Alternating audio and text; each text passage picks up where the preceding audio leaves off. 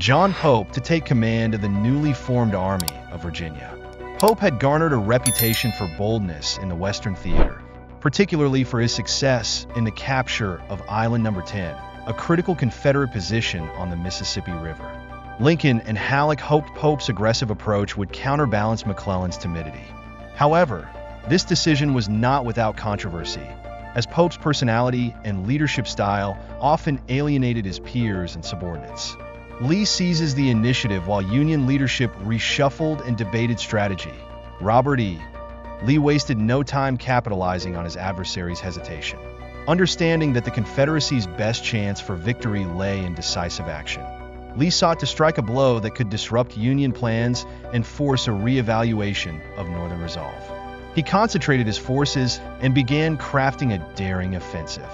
Lee's strategy was multifaceted. First, he aimed to neutralize Pope's Army of Virginia before it could combine with McClellan's forces. Second, he sought to exploit the Union's political divisions and public war weariness by demonstrating the South's ability to strike deep into Union territory. This strategy also served a diplomatic purpose, as Confederate leaders hoped that a significant victory might sway European powers like Britain and France.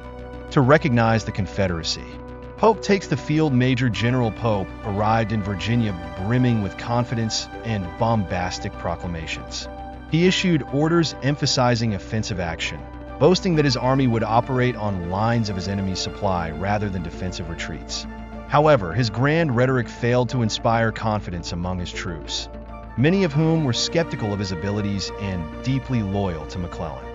This friction sowed discord within the Union ranks and gave Lee an opening to exploit. The prelude to Second Bull Run, Lee moved swiftly to take the initiative. He dispatched Thomas Stonewall Jackson with a portion of his army to execute a flanking maneuver against Pope's exposed positions. Jackson's march was a masterpiece of speed and deception, a hallmark of his command style. Meanwhile, Lee held the remainder of his forces in readiness to strike at the opportune moment. As Jackson moved to threaten Pope's supply lines and communication routes, Union forces scrambled to respond. The ensuing engagements, characterized by confusion and miscommunication on the Union side, highlighted the stark contrast between Lee's boldness and Union indecision. The stakes rise with McClellan refusing to leave Harrison's Landing and Pope struggling to maintain cohesion among his troops. The Union war effort in Virginia teetered on the brink of disaster. Lee's audacity and tactical brilliance seemed poised to deliver a decisive Confederate victory. The stage was set for one of the Civil War's most pivotal battles, the Second Battle of Bull Run, a confrontation that would test the mettle of both armies and determine the fate of the Confederacy's offensive ambitions. The strategic rail junction at Gordonsville, a key supply hub for the Confederates. To counter Pope's advance and seize the initiative, Lee devised a bold plan to neutralize the Army of Virginia before it could link up with McClellan. Lee understood that speed and surprise would be essential, as the Confederacy lacked the manpower and resources for prolonged engagements. Jackson strikes first. Lee sent Stonewall Jackson, renowned for his rapid marches and unorthodox tactics, with a portion of his army to disrupt Pope's operations. Jackson's first target was the Union Depot at Manassas Junction, a critical supply point. His forces moved with remarkable speed, covering vast distances in record time, and caught the Union off guard. The raid on Manassas Junction was a resounding success, as Jackson's troops looted supplies and burned what they couldn't carry, leaving Pope's army in disarray. Pope, already struggling to gain the confidence of his subordinates, was blindsided by Jackson's audacious strike. His communications were disrupted, and his supply lines were severed, forcing him to react hastily. Believing he had Jackson cornered, Pope shifted his forces to engage the Confederates, only to discover that Jackson had skillfully withdrawn to a strong defensive position near Groveton. Lee joins the fray while Jackson drew Pope's attention. Lee brought the rest of his army, led by James Longstreet, up from the south. Longstreet's wing arrived just in time to catch the Union forces off balance. Lee's strategy relied on coordination between Jackson and Longstreet to envelop and crush Pope's army. Despite logistical challenges and the limited resources of his troops, Lee's leadership inspired confidence and unity among his men. The ensuing confrontation, known as the Second Battle of Bull Run or Second Manassas, unfolded over several days. Jackson's troops held firm against repeated Union assaults, buying time for Longstreet to position his forces. When Longstreet's wing entered the fight, they launched a devastating counterattack that shattered the Union left flank. Pope's army was forced into a chaotic retreat, with Confederate cavalry under J.B. Stuart harrying them all the way back to Washington, D.C. Aftermath and implications. The Second Battle of Bull Run was a resounding Confederate victory and a testament to Lee's boldness and tactical brilliance. However, it came at a significant cost. Confederate casualties were high, and the South's limited resources made it increasingly difficult to sustain prolonged campaigns. Nevertheless, the victory solidified Lee's reputation as one of the Civil War's greatest generals and emboldened the Confederate leadership to pursue an even more ambitious goal, an invasion of the North. The defeat further demoralized the Union and led to widespread criticism of Pope, who was soon relieved of his command. It also underscored the Union's need for decisive and competent leadership, a gap that would eventually be filled by figures like Ulysses S. Grant. For Lee, the victory at Second Bull Run set the stage for his boldest gamble yet. The Maryland Campaign and the Battle of Antietam. Arrived near Cedar Mountain, surprised to find Banks' forces not in defensive positions, but advancing aggressively. Jackson, caught off guard by Banks' audacity, quickly moved to consolidate his troops and prepare for a confrontation. The initial skirmishes erupted as the two forces clashed in. The oppressive August heat, with neither side willing to yield. Battle of Cedar Mountain. The clash. Banks, determined to redeem his reputation after his humiliations during the Valley Campaign, ordered a bold assault on Jackson's left flank. His troops advanced with surprising vigor, catching Jackson's men off balance. For a brief moment, it seemed as though Banks' gamble might pay off as his troops drove Jackson's forces back and gained ground on the battlefield. However, Jackson's leadership and the resilience of his troops turned the tide. Rallying his men personally, Jackson directed reinforcements to the threatened flank and coordinated a counterattack. By late afternoon, the Confederate forces had stabilized their lines and began to push back against the Union advance. The turning point as the day wore on, the Confederate reinforcements sent by Lee began to arrive, tipping the balance in Jackson's favor. A.P. Hill's division, arriving on the battlefield late in the afternoon, launched a devastating flanking maneuver against Banks' right. Overwhelmed and outnumbered, the Union troops began to falter. The Confederate artillery, positioned on high ground, added to the chaos, raining fire down on the disorganized Union ranks. By evening, Banks' forces were in full retreat, leaving behind their dead, wounded, and vital supplies. Jackson's men, exhausted but victorious, held the field, their morale buoyed by yet another triumph under their indomitable leader. Aftermath and implications. The Battle of Cedar Mountain. While a tactical victory for the Confederates, came at a high cost. Jackson's forces suffered significant casualties, and the sweltering heat and lack of adequate supplies strained his army further. For the Union, the defeat was a demoralizing setback, further tarnishing Pope's credibility as a commander and highlighting the disarray within the Union High Command.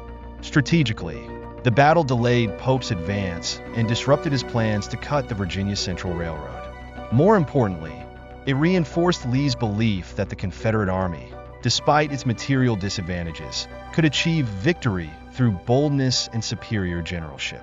Cedar Mountain set the stage for the next phase of the Northern Virginia Campaign, as Lee prepared to exploit the Union's vulnerabilities and deliver a decisive blow. Lee's next move, with Pope reeling from his defeat, Lee saw an opportunity to press his advantage. He directed Jackson to maintain pressure on the Union forces while preparing the rest of his army for a concentrated offensive. Lee's ultimate goal remained unchanged: to destroy Pope's army of Virginia before it could unite with McClellan's Army of the Potomac. The Confederate commander's bold strategy would soon lead to the climactic engagements at the Second Battle of Bull Run, where the fate of the campaign, and possibly the war, would hang in the balance. Arrived. The Second Battle of Bull Run was about to reach its climax, as Union and Confederate forces prepared for a decisive confrontation. Jackson holds the line throughout the morning of August 29th. Pope's forces launched repeated assaults on Jackson's entrenched position along the unfinished railroad at Stony Ridge. Jackson's troops, though outnumbered and exhausted, fought tenaciously, holding their ground against wave after wave of Union attacks. The railroad, with its natural defensive advantages, became a critical stronghold for Jackson's men. Pope, convinced that Jackson was isolated and on the verge of collapse, continued to pour his troops into the attack. However, this belief was a critical miscalculation. While Jackson's forces engaged Pope, Longstreet's 28,000-strong corps was quietly moving into position on Jackson's right flank, unseen by Union forces due to effective screening by Confederate cavalry. Longstreet springs the trap by midday on August 30th. Longstreet's forces had arrived and positioned themselves for a devastating counterattack. As Union troops launched yet another assault on Jackson's lines, Longstreet unleashed his corps in a massive flanking maneuver. The Confederate artillery, strategically placed on high ground, opened fire with devastating effect, breaking the cohesion of the Union ranks. Caught off guard by the sudden appearance of Longstreet's forces, Pope's army fell into chaos. The coordinated assault by Longstreet and Jackson crushed the Union left flank, forcing Pope's troops into a desperate retreat.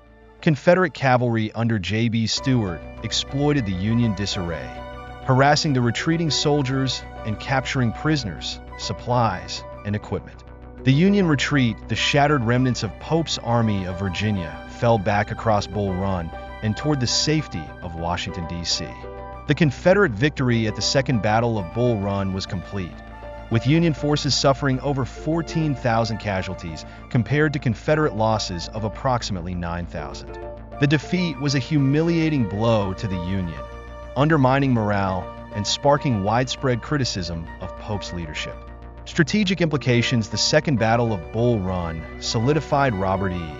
Lee's reputation as a brilliant and audacious commander. By dividing his forces in the face of a numerically superior enemy, Lee defied conventional military wisdom and achieved a decisive victory. The battle also marked the culmination of the Northern Virginia campaign and paved the way for Lee's invasion of the North. For the Union, the defeat prompted a re-evaluation of leadership in the Eastern Theater. Pope was relieved of his command, and the battered Army of Virginia was merged with the Army of the Potomac under George McClellan, who returned to favor despite his earlier failures. However, the Union leadership remained divided and hesitant, providing Lee with an opportunity to capitalize on his momentum. The road to Antietam emboldened by his success, Lee launched the Maryland Campaign in September 1862, hoping to bring the war to Northern soil and sway public opinion in the Union. The Confederate victory at Second Bull Run had demonstrated the South's ability to strike deep into enemy territory, but it also highlighted the Confederacy's vulnerabilities. With limited resources and manpower, Lee's army could ill afford the heavy casualties sustained in such battles. As the Union regrouped and prepared to confront Lee in Maryland, the stage was set for the Battle of Antietam, the bloodiest single day in American history and a turning point in the Civil War. The Second Battle of Bull Run, however, remained a testament to the daring and determination of the Confederate Army and its commander, Robert E. Lee, who can lick these troops of ours into shape half as well as he. McClellan, despite his earlier failures and consistent caution, was once again entrusted with the Union's hopes in the Eastern Theater. Pope's humiliating defeat and reassignment marked the end of his brief and contentious tenure as a major commander, and the reintegration of his forces into the Army of the Potomac ensured McClellan's resurgence. Lee's victory and strategic challenges, while the Confederate victory at the Second Battle of Bull Run was a remarkable tactical achievement, it fell short of the decisive blow Lee had hoped for. Pope's army, though battered and demoralized, escaped destruction, denying the Confederacy the kind of strategic victory that might have altered the war's course. Lee had demonstrated his brilliance in maneuver warfare, outthinking and outmaneuvering his opponents at every turn, but his army's limited resources and high casualties posed significant challenges. The Army of Northern Virginia emerged from the campaign with newfound confidence and a reputation for invincibility. But Lee knew that the South could not sustain a prolonged war of attrition. His focus now turned to a bolder and riskier plan, an invasion of the North. By taking the fight into Union territory, Lee hoped to disrupt the North's war effort, sway public opinion against the war, and potentially secure foreign recognition for the Confederacy. Union leadership in turmoil in Washington. The fallout from Pope's defeat created a leadership crisis. Lincoln's plan to sideline McClellan had backfired, leaving the president with little choice but to restore him to command. McClellan's cautious approach and strained relationship with the administration frustrated Lincoln and his cabinet, but his organizational skills and ability to inspire the troops were desperately needed. The reinvigorated Army of the Potomac would soon face its greatest test yet, as Lee prepared to launch the Maryland campaign. McClellan's return to command offered a glimmer of hope for the Union, but the shadow of his previous failures loomed large. The road to Antietam for Lee, the Maryland campaign, represented a high-stakes gamble. His army, though victorious, was stretched thin, and the logistical challenges of operating in enemy territory were immense. Nevertheless, Lee believed that the risks were worth taking. A Confederate victory on Northern soil could demoralize the Union, bolster Southern morale, and potentially bring European powers into the conflict. As Lee's forces crossed the Potomac River and marched into Maryland, the Union scrambled to respond. The stage was set for the Battle of Antietam, a confrontation that would determine the fate of Lee's audacious campaign and mark a turning point in the Civil War. The Second Battle of Bull Run, though a Confederate triumph, underscored the immense challenges facing both sides. For the Confederacy, it was a reminder of the limits of its resources and manpower. For the Union, it was a wake-up call to the necessity of effective leadership and coordination. Both armies braced for the next phase of the conflict, knowing that the stakes had never been higher. Pushed forward with determination, driving Jackson's men back through the cornfield towards Dunkerchurch. The fighting was fierce and chaotic, with neither side able to maintain cohesion amidst the smoke, noise, and confusion. Reinforcements from both armies were fed into the fray piecemeal, creating a bloody stalemate. The cornfield became a scene of horrific carnage, with thousands of men killed or wounded within a few hours. The fight for the sunken road as Hooker's attack began to falter, McClellan committed Mansfield's 12th Corps to continue pressing the assault. Meanwhile, in the center of the battlefield, Union forces under Sumner's command advanced towards a natural trench formed by a sunken road, which would later be called Bloody Lane. Confederate troops under D.H. Hill had entrenched themselves in this defensive position, repelling wave after wave of Union assaults with devastating volleys of musket fire. Despite initial successes, the Confederate position began to unravel as Union troops discovered a weak point in the line and flanked the defenders. The sunken road became a killing ground as Confederate forces were overwhelmed and forced to retreat. By midday, Union forces had seized the road, but the cost in lives was staggering, with thousands lying dead or wounded along the bloody path. The struggle for Burnside's bridge on the southern end of the battlefield. Union General Ambrose Burnside's 9th Corps faced the daunting task of crossing Antietam Creek via a narrow stone bridge, later known as Burnside's Bridge. Confederate sharpshooters positioned on high ground across the creek turned the crossing into a nightmare for Union troops. After several failed attempts and heavy casualties, Burnside's men finally secured the bridge by mid-afternoon, but their advance was slow and disorganized. As Burnside's forces began pushing towards Sharpsburg, A.P. Hill's division arrived from Harper's Ferry just in time to launch a counterattack. Hill's fresh troops struck Burnside's exhausted men, driving them back towards the creek and preventing a potential breakthrough. Aftermath and significance: the Battle of Antietam ended in a tactical stalemate, with neither side able to achieve a decisive victory. However, it was a strategic win for the Union, as Lee was forced to abandon his invasion of the North and retreat back across the Potomac River.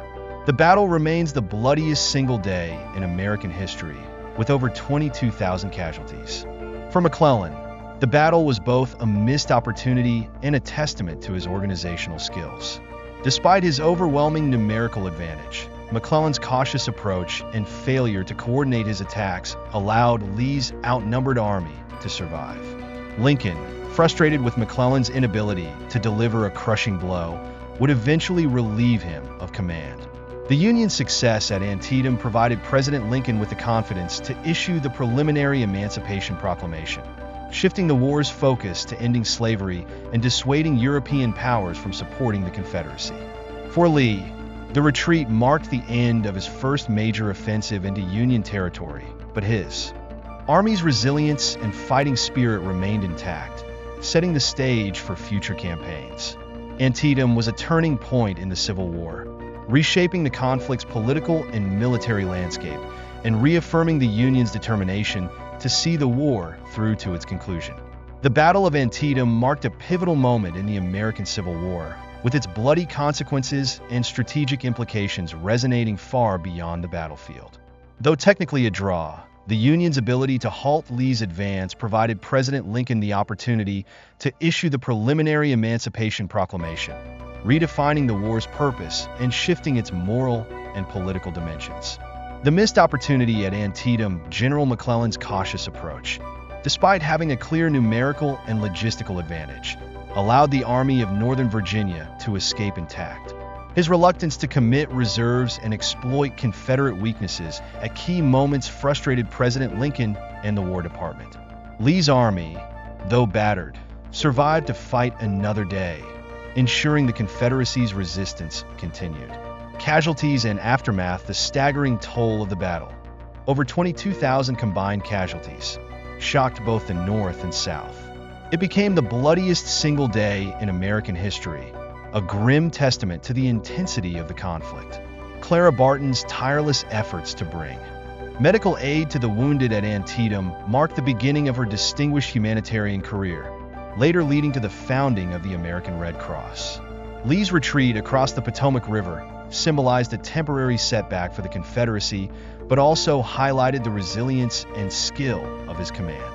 The Union's failure to pursue and decisively crush Lee's army kept the war's outcome uncertain and prolonged the conflict. McClellan's downfall, McClellan's inability to capitalize on the strategic opportunities presented at Antietam, sealed his fate. His hesitancy to act decisively and his overestimation of Confederate strength eroded Lincoln's patience. The general's removal from command on November 5th marked the end of his military career, paving the way for a new generation of Union leadership. Strategic and political impact, while not the decisive victory the Union had hoped for, Antietam provided a crucial political and strategic boost. The battle ended Lee's first invasion of the North, preventing the Confederacy from securing a much-needed diplomatic recognition from European powers. More significantly, it gave Lincoln the confidence to issue the preliminary Emancipation Proclamation, transforming the war from a struggle to preserve the Union into a fight for human freedom. This shift energized abolitionists, discouraged European intervention, and deepened the resolve of many Union soldiers. Looking ahead as the war continued, both sides faced mounting challenges. For the Confederacy, the campaign underscored the limits of its resources and the immense strain of sustaining a prolonged conflict. For the Union, Antietam highlighted the need for bold and innovative leadership, a void that Lincoln was determined to fill. The legacy of Antietam endures as a reminder of the human cost of war and the pivotal decisions that shape history. The war was far from over, and its greatest challenges and bloodiest battles were still to come.